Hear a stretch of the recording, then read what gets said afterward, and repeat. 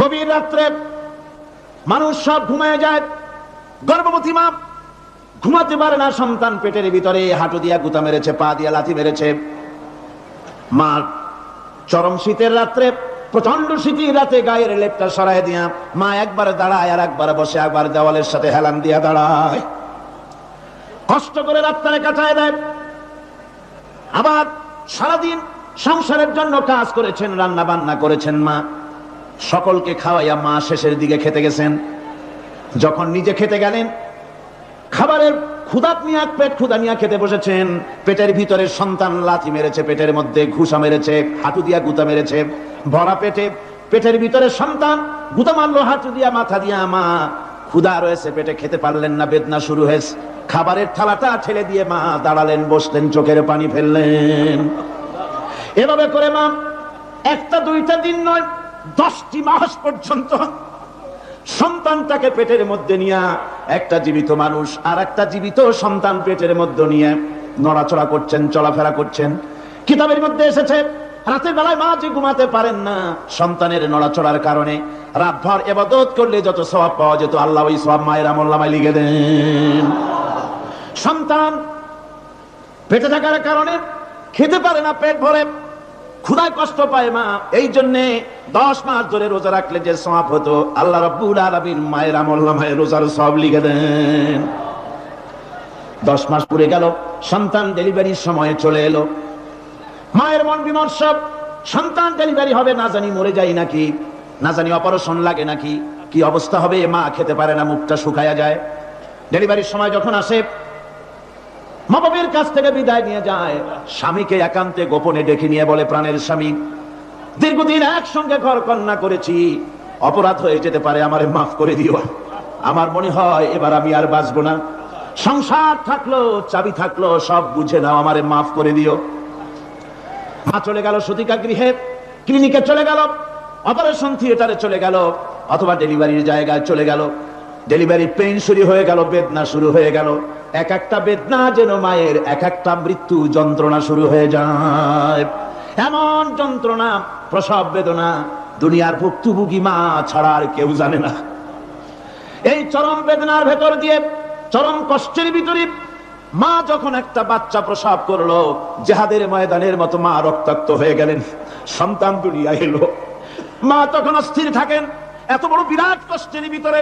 আল্লাহ রাব্বুল আলামিন বলেন, সন্তান যখন ডেলিভারি হয়ে গেল, মায়ের মনের ভিতরে আমি তখন এই ফিলিংস, এই টেন্ডেন্সি জাগ্রত করে দিই, দেখ কি হয়েছে। মা তখন দেখতে চায় কি হয়েছে। মায়ের সামনে যখন এত কষ্টের, হৃদয় বিঙ্গলন, কলিজার 32টি নাড়ি ছেঁড়া যন্ত্রণার সন্তান যখন মায়ের চোখের সামনে আসে, আল্লাহ পাক বলেন, মা যখন তার ছেলের মুখের দিকে তাকায়, মেয়ের মুখের দিকে তাকায়, আল্লাহ বলেন 10 মাসের পেটে ধরা কষ্ট আর ডেলিভারির সব কষ্ট মায়ের মন থেকে মুছে ফেলে দেই। আল্লাহ রাব্বুল আলামিন বলেন, খবরদার দুনিয়ার মানুষ, এমন মায়ের সাথে নাফরমানি করবি না, এ মায়ের সাথে নাফরমানি করবি না, মাকে সম্মান করবি, মার কাছে দোয়া চাবি। দুনিয়ায় যদি সম্মান চাও, রিজেক্ট চাও, মায়ের পায়ে ধরে কাঁদো। মায়ের জাতি অনেক সম্মান তার।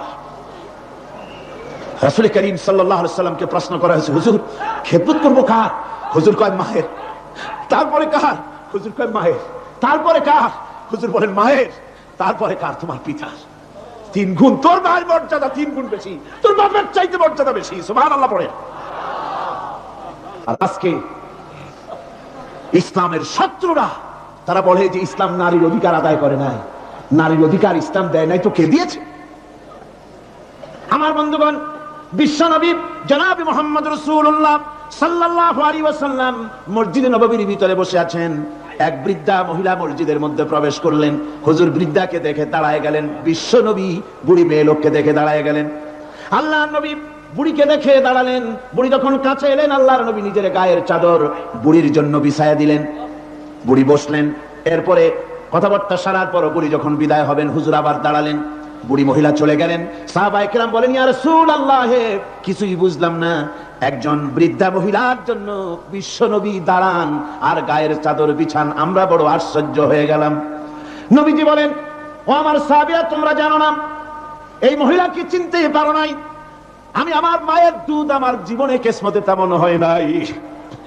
আমি আমার মায়ের দুধ তেমন কিসমতে পাই নাই, যার বুকে দুধ খেয়ে যার কোলে কাখে চড়ে আমি বড় হয়েছি, আমার সেই দুধ মা ইনি হযরতে হালিমাতুস সাদিয়া, আমার সেই দুধ মা। রাসূলুল্লাহ নিজে সম্মান দিয়েছেন মায়ের। খবরদার, মাকে অসম্মান করবেন না, মাকে সম্মান করবেন, মাকে শ্রদ্ধা করবেন। আমার বন্ধুগণ, আলেম ওলামা পীর বুজুর্গদের জন্য হাদিয়া তো দেন, আপনারা কোনো নিষেধ নাই, দেন। হাদিয়া দেওয়াও সুন্নত, নেওয়াও সুন্নত, দিবেন, আমি কোনো নিষেধ করি না।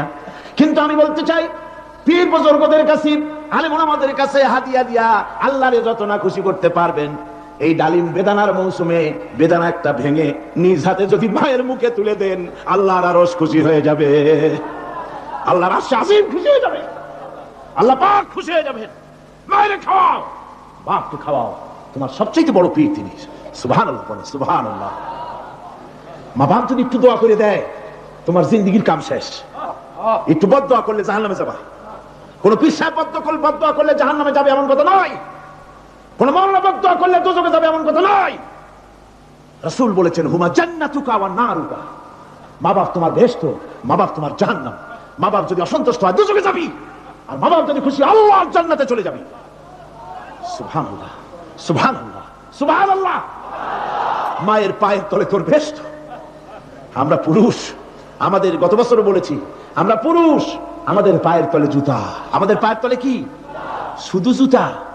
আর আমার মা, আমার মায়ের জাতি যারা এই প্যান্ডেলে বসে আছেন, আমার মায়েরা বোনেরা, মায়ের জাতি যারা পৃথিবীতে, মায়ের জাতির পায়ের তলে আল্লাহর বেহেশত। সুবহানাল্লাহ। নারীর মর্যাদা ইসলাম দেয় নাই, কে দিয়েছে? আল্লাহ দিয়েছেন, আল্লাহর রাসূল দিয়েছেন।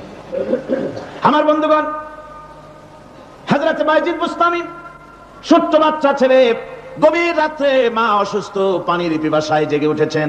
বাবারে, পিপাসায় শেষ হয়ে গেলাম, পানি দাও। ছেলে ঘরের ভিতরে পানি না পেয়ে বাইরে দৌড়াদৌড়ি করলেন। অনেক দূর থেকে পানি নিয়ে এসে দেখেন মা ঘুমায় গেছেন। পানি নিয়ে দাঁড়ানো, পৌষ মাস, মাঘ মাসের শীতের রাত, ফজরের সময় মায়ের ঘুম ভেঙে গেল। তাকিয়ে দেখেন বাইজিদ দাঁড়ানো, হাতে পানি থরথর করে কাঁপছে। জিজ্ঞাসা করে, বাইজিদ তুমি দাঁড়ানো কেন? ছোট্ট বাচ্চা বলে, মা পানি চেয়েছিলে তুমি গভীর রাত্রে, পানি ঘরে ছিল না, অনেক দূর থেকে আনতে হয়েছে। মা বলছে, ঘুমাও নাই কেন গ্লাস থুইয়া? বাচ্চা বলে, ঘুমাই নাই, তুমি যদি আবার পানি চাও সময় মতো যদি দিতে না পারি, মা তোমার কষ্ট হবে, এই জন্য ফজর পর্যন্ত আমি দাঁড়ায় আছি, কখন তুমি পানি চাও। মা হাতের থেকে পানি নিয়ে পান করলেন, বাইজিদকে বিছানার উপরে আরাম করে কম্বল দিয়ে ঘুম পড়াইয়া দিলেন। হযরত বাইজিদের মা উযু করে ফজরের নামাজ পড়ে সিজদায় চলে গেলেন। চিৎকার মেরে কেঁদে বলেন, আমার রব, আমার আল্লাহ, আমি আমার বাইজিদের মা, আমি মা হয়ে বাইজিদের জন্য দোয়া করি। বাইজিদ আমার জন্য আজকে যা করেছে, আমি মা, আমার কলিজা ঠান্ডা হয়ে গেছে। হায় আল্লাহ, আমি বাইজিদের জন্য দোয়া করি, তুমি তাকে সুলতানুল আরিফিন বানাইয়া দিও। মঞ্জুর হয়ে গেল আল্লাহ পাকের কাছে দোয়া। আমার ভাইরা, আল্লাহ পাক বলছেন, খবরদার, আমার ইবাদতের পরে মা বাপ, আল্লাহর ইবাদতের পরে কারা? মা বাপ। মা বাপকে সম্মান করো, শ্রদ্ধা করো, মোহাব্বত করো, কিসমত খুলে যাবে, কিসমত খুলে যাবে।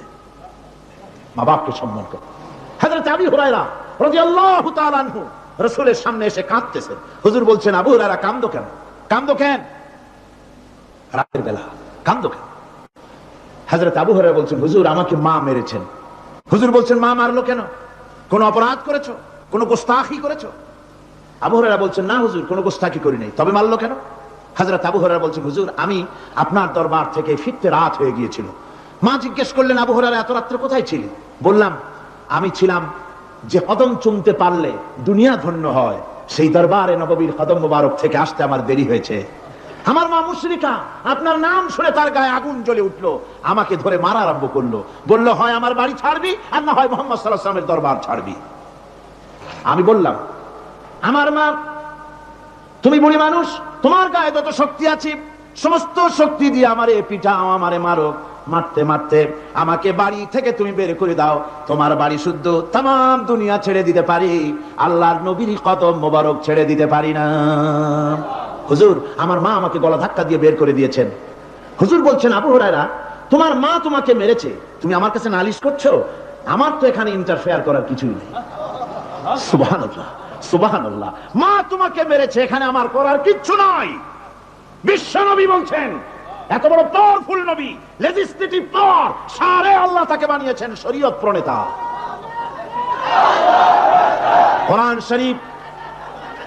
কোরআন শরীফে শুধু হালাল ও হারামের, হালাল এবং হারামের, বৈধ এবং অবৈধের সীমারেখা শুধু কোরআনই ঠিক করেন, রাসূলের জন্য আল্লাহ ছেড়ে দিয়েছেন। আল্লাহ রাসূলও হারাম, হালাল এবং হারামের বৈধতা অবৈধতার সীমারেখা নির্ধারণ করেছেন। এত বড় ক্ষমতা তার, এত বড় পাওয়ারফুল বিশ্বনবী, তিনি বলছেন মা মেরেছে, আমার করার কিছু নাই। চিন্তা করেন কত বড় কথা, এ কথার লোড কত। হযরত আবু হুরায়রা বলেন, ইয়া রাসূলুল্লাহ, মা মাকে মেরেছেন, আমি আল্লাহর নবীর কাছে মায়ের বিরুদ্ধে নালিশ করতে আসি নাই। বললেন, কেন এসেছো? হযরত আবু হুরায়রা বলেন, হুজুর এসেছি একটা কারণে, আমি জানি আল্লাহ নবী যদি আল্লাহর দরবারে হাত উঠায়া কোনো জিনিস বলে, আল্লাহ রাব্বুল আলামিন সঙ্গে সঙ্গে মঞ্জুর করে নেন। হুজুর আমি এসেছি, মেহেরবানি করে দোয়া করুন আমার মাকে যেন আল্লাহ হেদায়েত নসিব করে দেন। আল্লাহ নবী হাত উঁচু করে বললেন, আল্লাহুম্মা হিদি উম্মা আবি হুরায়রা, আয় আল্লাহ আমি দোয়া করি আবু হুরায়রার মাকে তুমি হেদায়েত নসিব করে দাও। রাসূলুল্লাহ দোয়া করছেন আর আবু হুরায়রা সমানে দৌড়াচ্ছেন। তিনি দৌড়াচ্ছেন, পিছন থেকে কয়েকজনে আবু হুরায়রার জামা টেনে ধরেছে, দৌড়ো। তাদের জানা আবু হুরায়রা খুব ভদ্রলোক মানুষ, কোন ঝড় ঝামেলার মধ্যে থাকে না, রাগ সাগ করে না, চিৎকার মারে না, দৌড় মারে না, এত ভদ্র শরীর, দৌড়ায় কেন? না জানি কোন বিপদ বুঝি ঘটে গেছে। পিছন থেকে জামা টেনে ধরে বলে, দৌড়াও কেন? হযরত আবু হুরায়রা জামা সাহাবীর হাত থেকে ছিনায় নিয়ে বলেন, জামা ছেড়ে দাও, আমাকে দৌড়াতে দাও, আমি দৌড়াইয়া বাড়িতে দেখতে চাই, আমি দৌড়াই আগে আমার বাড়ি পৌঁছতে পারলাম না, আমি যাওয়ার আগে আমার আল্লাহর নবীর দোয়া আমার বাড়ি পৌঁছে গেছে, আমি এইটা দেখতে চাই। হযরত আবু হুরায়রা বাড়িতে গিয়ে দরজা নক করলেন, ভেতর থেকে আওয়াজ এলো, কে? হযরত আবু হুরায়রা বলেন, মা আমি তোমার আবু হুরায়রা ফিরে এসেছি। মা বলছেন, বাবা অপেক্ষা করো, দরজা খুলতেছি। হযরত আবু হুরায়রা বলেন, মায়ের গলার আওয়াজের ভিতরে শিরকিয়াতের কর্কশতা পেলাম না, মায়ের গলার আওয়াজের ভিতরে তাওহীদের গন্ধ পেলাম। আমার মনে হলো তীর নিক্ষিপ্ত তীর তার নিশানায় পৌঁছে গেছে। কিছুক্ষণ পর মা আমার বেরিয়ে এলেন, মাথা থেকে চুলের থেকে, বুড়ি মানুষ, সাদা চুলের ভিতর থেকে পানি পড়তেছে। মা বলল, বাবারে তোমারে মারার পর আমি বড় অনুতপ্ত হয়েছি, অনুশোচনা করেছি, আমি গোসল করেছি, মনে মনে ভাবলাম আমার ছেলে তো কোনো খারাপ জায়গায় যায় নাই, কেন তারে মারলাম, আমি বড় লজ্জায় পড়েছি তোমারে মেরে। ও আমার আবু হুরায়রা, আমি গোসল করেছি, পবিত্র হয়ে গেছি, জলদি করে আমাকে নিয়ে চলো বিশ্ব নবী জনাবে মুহাম্মদুর রাসূলুল্লাহর দরবারে। হযরত আবু হুরায়রার মা ঘোষণা করলেন, আশহাদু আল্লা ইলাহা ইল্লাল্লাহু ওয়াহদাহু লা শারীকা লাহু ওয়া আশহাদু আন্না মুহাম্মাদান আবদুহু ওয়া রাসূলুহু। আবার ভাইরা, মা বাপ সবচেয়ে সম্মানের জিনিস, আল্লাহর ইবাদতের পরই মা বাপের খেদমত করতে হবে। আল্লাহ পাক বলছেন, বান্দারে দেখ, মায়ের পেট থেকে আনলাম, মায়ের বুকের মধ্যে মহব্বত পয়দা করলাম, এত মহব্বত দিলাম তোর উপরে, যে কোনো বিদেশে যান, যেখানে যান, বাড়িতে ফিরলে পরে সকলে, ছেলে মেয়ে ভাই বোন সবাই দেখবে সুটকেসে আমার জন্য আনছে কি, সবাই চিন্তা করবে আমার জন্য কি এনেছে। একমাত্র মা সন্তানের মুখের দিকে তাকাবে, কখন খাইছে সে। সুবহানাল্লাহ, সুবহানাল্লাহ, আমার বাসার মুখখানা শুকনা, তুই বুঝি আজকে কিছু খাইস নাই। বিদেশে যেসব সন্তান থাকে, মা কাটা কবুতরের মতো ছটফট করে। আমার ছোটবেলার কথা আমি দেখেছি, শর্ষিরা মাদ্রাসা পড়তাম, আব্বা টাকা দিতেন মাদ্রাসায় যাওয়ার সময়, আবার মা আবার মুরগির ডিম বিক্রি করা, বিভিন্ন জিনিস বিক্রি করা বা বাজার করা পয়সা, উদ্বৃত্ত কিছু পয়সা আব্বার অজান্তে আমার হাতের মুঠার মধ্যে দিয়ে দিতেন। যখন মাদ্রাসার দিকে রওনা হয়েছি, পর্দার আড়াল থেকে, দরজা থেকে দেখতাম, যতক্ষণ তাকায় দেখতেছি চোখ থেকে পানি দরদর করে পড়তেছে। সুবহানাল্লাহ, মা কি জিনিস! আল্লাহ আল্লাহ আল্লাহ। বিদেশে যদি কারো সন্তান মারা যায়, সবার জানার আগে কবি বলতেছেন, বিদেশে বিরাজ্য যার পুত্র মারা যায়, পশু পক্ষী না জানিতে আগে জানে মায়। মায়ের কই যার তারে টান লেগে যায়, মা বুঝতে পারে আমার সন্তানটা নাই। আহারে মা! আমার বন্ধুগণ, মা যার বেঁচে আছে বেয়াদবি করেছেন, পাও ধরে মাপ নিয়ে নেবেন, পাও ধরে মাপ নিয়ে নেবেন। মা তো পা ধরে দেখবেন মাফ করে দিবে। সুবহানাল্লাহ, সুবহানাল্লাহ, কত দরদ তার বুকের মধ্যে। আর মা বাপকে সম্মান করবে। যাক, এ বিষয়ের উপরে আমি আর যেতে চাই না। শুধু আমি আপনাদের বললাম, এই বিশাল জনতাকে বললাম, সবচাইতে বড় পীর আপনার জন্য আপনার মা বাপ। সবচাইতে বড় পীর কে? মা বাপ। সন্তুষ্ট করেন, রুজিতে অভাব ঘটবে না। কোন মাজারে গিয়ে সেজদা দেওয়া লাগবে না, আল্লাহর কসম, মাজারে যাই চাওয়া লাগবে না। মা বাপকে খেদমত করেন, মা বাপকে খুশি করেন, মা বাপকে খাওয়ান, হাদিয়া দেন, মা বাপ খুশি, রুজিতে বরকত হবে, ব্যবসায় বরকত হবে, ঋণগ্রস্ত থাকবেন না, সম্মান আল্লাহ বাড়াই দিবেন। সুবহানাল্লাহ বিহামদি, রাসূলুল্লাহর হাদিস।